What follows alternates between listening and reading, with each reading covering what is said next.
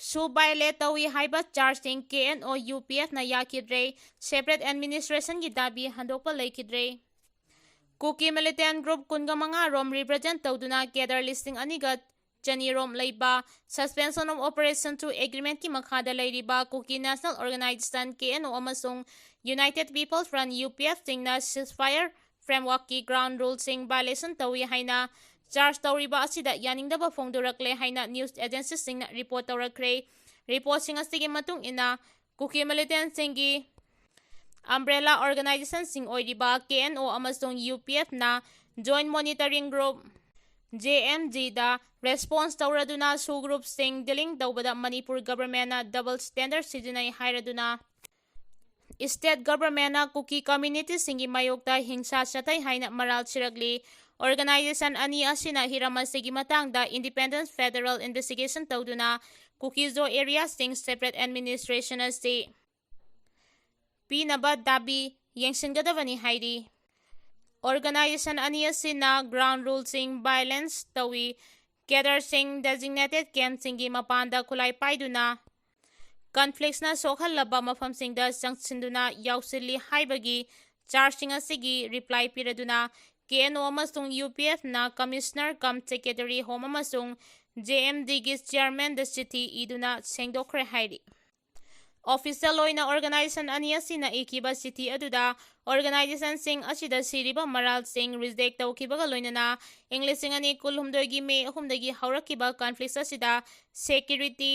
appearance sing breakdown tawkibadagi designated camp sing the security assessment tawbada khudong chadaba leki hairi hariba conflicts thoklingai cherakta central government ki official sing maru oina Ministry of Home Affairs ki interlocutor AK Misra amasung Joint Director Northeast Mandip Tuli Manipur State laktuna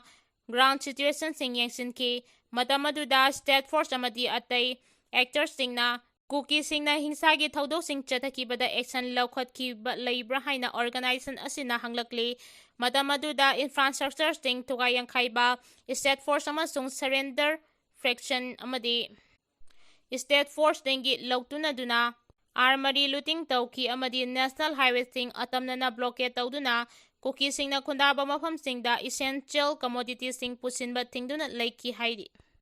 English sing ani kunmari gi anganba sarukta Ministry of Home Affairs to extension gi meeting tawgadaba adu Manipur government na January English sing ani kunmari da administrative agreement sing da unilateral withdrawal tawduna boycott tawkiba sina tripartite process asi sohan ki haina maral siki KNO amasung UPF na makhatana Kukizo area sing da separate administration piduna legislature leiba union territory gi WSA haudik fawba hongba leitri haidi Naga taruki achumba wild pidrabadi makoyi thawai yaudraba haksang sing leingak mapugi thongal da puraktuna protest chatharagani haina konsakhu gi chairman phongdorakre Naga Miyam taru Kuki Militant sing na hat kibagi asumba wild piyo haiduna democratic oiba khongjang changsiliba asi tear gas cell kharanna namthaba ngamloi pambai lairaktrabadi jenimski mokta thamliba Naga taru ki thawai yaudraba hakchang sing lengak mapugi thongal da thamlagani haina konsakhul gi chairman Adam Darin namaina Lengakta section wa thamlakre chahi asigi me tara humdoida Kuki Militant Group KNFP amadi Lailon by Fagi Kunja Singna Faraba Matung Mihatina Hatok Pikraba Konsakhul gi Naga Miyam taruk laikidaba chahi chamanigi mapung pharak paga mari lainana Solidarity Prayer Come Meeting gi thoram ama ngarang pangthokre Liangmai Pui Naga Rungdi Imphal Unina Silaga Jenims Morki Waiting set a pangthokiba Solidarity Pressure Come Meeting gi thoram aduda wapamasi mahangna phongdokkibani Kangla tombida khongjang changsiliba sing security force na tamthina phokibagi mayokta Jeliangrong Inpui area da loaded truck sing chatpa thingkhre Lailon by Fai Kulda Konsakhul gi Naga Miyam taruk faraga tamthina hat kibada chenaba singi mathakta cherak piyu mihat asigi justice pangalo haina nahan Kangla tombida khongjang changsiliba sing security force na tara gyal samasong rubber bullet kapa yauna kahenba thawong kaya chathabadagi asok apan kaya nangkiba thodok adubu yaningdaba phongdoktuna inpui liangmai rongmai amasung jeme naga singna tariba national highway singda mal puba gari sing chatok chasin tawba khudaktagi thingdinkhre athingba si makhataba notice ama thoktriba phawba chanagani haina working committee joint tribe council manipurna thadorokpa cherol amana hairi cherol asina makhatana hairibana mihada sigi matangda maraleba sing adu faduna matik saba cherak phanghanaba KSSC NIA da sinakrabasu investigating agency asina haudik fawba maraleba miyoi sing adu puthokpa ngamdre thawong asi authority ki miyoi kharana kuki sahing stabasting asiga lautunaraga investigation gi process da manipulate tawbadagi haudik fawba justice puthokpa ngamdaba oiramba yai thawdok aduda chenariba miyoi sing adu haudiksu maning makha tamna chathok chachin tawduna leiri loinana jeliangrong region gi tongan tongan mabham singda leiriba maralaitaba naga villagers singda kihan khanganbagi thawong kaya chathaduna leiri security agencies singna status gi law and order dealing tawbagi thawong asibuchu yaningdaba phongdokladuna CRPF ki Cobra Union na Naga Village Guard sembagi mayokta akhanana operation chathai license gun sijinaduna village territory ngak salibat Naga Village Guard tingi matakta chumdaba intelligence ki pau da yumpham oiraga lonayadaba mawongda right chathaduna village volunteers sing phawba hatli aduga kuki narco terrorist sing na afaba kulai sing pairaga maningtamna chathok chasin tawba yahali karigumba government ki maikeidagi naga singi safety security amasung dignity da akaiba pibagi thawong leptana chatharaglabadi madu chapchana thengnagani hairi JFD ki convener Jitendre police na samon tharakre FIR fana palabastu akiba leite haina Jitendre na phongdorakre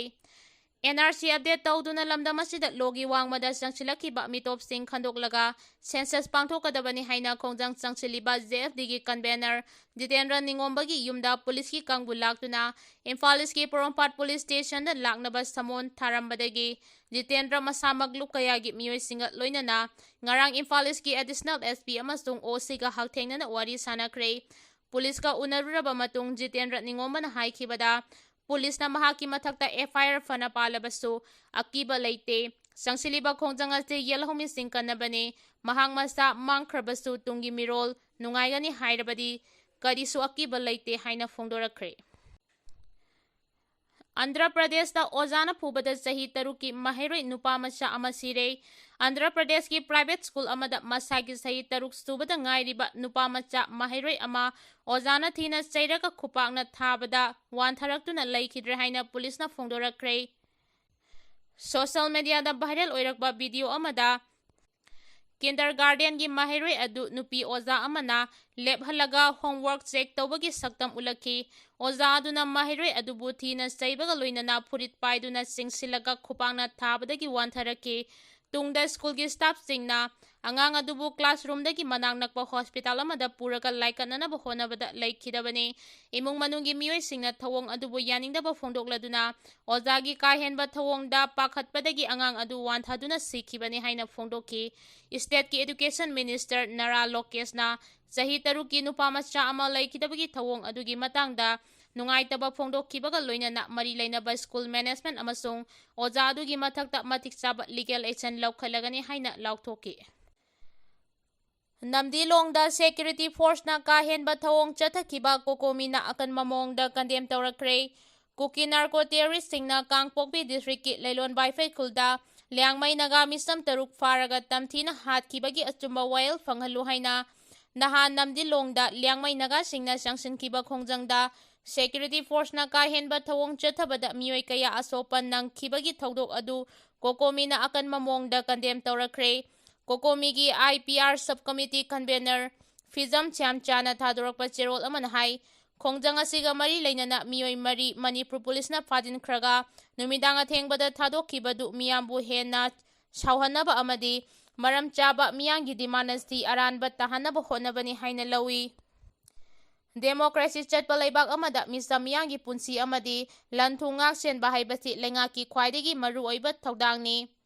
Laingangna mathau tauba ngamlaktrabada miyamna pendabagi khongjang changsilakpa mahausani karigumba laingangna matik saba thabak laukhalamba thoklabadi miyangi khongjang changsilamloi matam matamgi yanaba mawongda paliba laingak asina matik chaba thabak laukhatabadagi pendraba miyamna democratic oiba khongjang leptana changsilakhibani. Nahangi khongjang aduda ka hena soklaba miyoi mari haudik Jennings Hospital da layengduna leiri. Dimana siga mari lainana mamangda su miyoi kaya asopan nanghankiba laikhre haidi. Ngamkhaida ningthina sambal khadriba makai sapaba leibak ama oihanba ngamloi haina Home Minister Amit Shahna phongdorakre. Ngamkhaigi saruksingda ningthina sambal khadriba makhaidi India bu sapaba leibak ama oihanba ngamloi haina Union Home Minister Amit Shahna phongdorakre. Bangladesh ka lonaba ngamkhai sambal khanabagi matangda kayarak hana lampinaba haibada West Bengal Hanagi Minister Mamta Banerjee na yakhidaba maramna Bangladesh dagi mito kaya lona sangsilakibani. Kumda English sing aniga taramari da HOUNA border security gi mapangal kankhat hanaba ekar lising amaga chamaga kungamapan pak chawba lam sambal khanaba piyu haibada Mamta Banerjee na yakhidre. Subendu adhikari na lusingba laingak lairaklaba matamda lam pirakpadagi BSF amasung SSB na ngamkhaida sambal kharaga ngamkhai ngakpagi thaurang paikhatpa haurakpani. Chahi kayagi mamangdagi ngamkhai ngaktuna lakdiba SSB hairibasi political gi organization nate adubu West Bengal da Chief Minister oirambasing na border force ki thauram amatada sarugya khide. Pakistan amadi Bangladesh ka lonabada leiriba kilometer lising taruk sangba ngamkhai sarukta Smart Border Project paikhatpa hauragani haina mamangda Home Minister na lauthokpa laikhre. BSF na sinduna pangthokpa thauram amada saruk yaraduna mahangna hai Smart Border Project paikhatlabadi ngamkhai wangmadagi mitop amata changsilakpa ngamlaroi haiki. Kangluki irang thokraba matung chahi ahungi tungda mitaising bus tongduna Guwahati da chatnaba haure. Imphal Guwahati bus service da kanamatana lambida apanba pinarakhidre. Handakta Chief Minister Yumnam Khemchana Kangpokpi District Headquarter da pangthokpa mahak pokpagi thauram amada athuba matamda Imphal Guwahati bus service akanba security gi section thauranga loinana haudoklagani lauthokiba du ngarangdagi thabakta onthokpa haukhre. Maitai mayam ama tongba passenger bus ani Tata Winger mga adu ngarang ayuk mari lainaba authority na Khumalampakta laiba Interstate bus terminus dagi lamthaki. Akiba amata yaudana bus ani amasung winger sing aduda nupa amasung passenger chamaga kun mga tongki haidi. Bus sing aduda tongba passenger sing aduna makoy na fauraga chetpa Kuki gi khul singi video footage sing live oina social media da thagalakpa uki. Passenger kharana Kangpokpi District Headquarters amasung police station fauraga chetpagi video footage thagalakpadasu kanagumba miyoi amata na ayatpa apanba natraga kholauna singba laubagi khudam phangkhide haidi.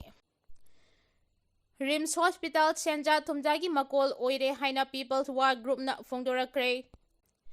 Regional Institute of Medical Sciences Rims Hospital ase Senja Thumjagi Makol Oire Haina KCP PWG MC Unification gi PRO Singhangan mana thadurakpa Chirol amana maral chirakre. Chirol asina hai hospital asida nongmagi khusumal saduna thabak tawriba housekeeping multitasking staff waste management singbasting outsource tawduna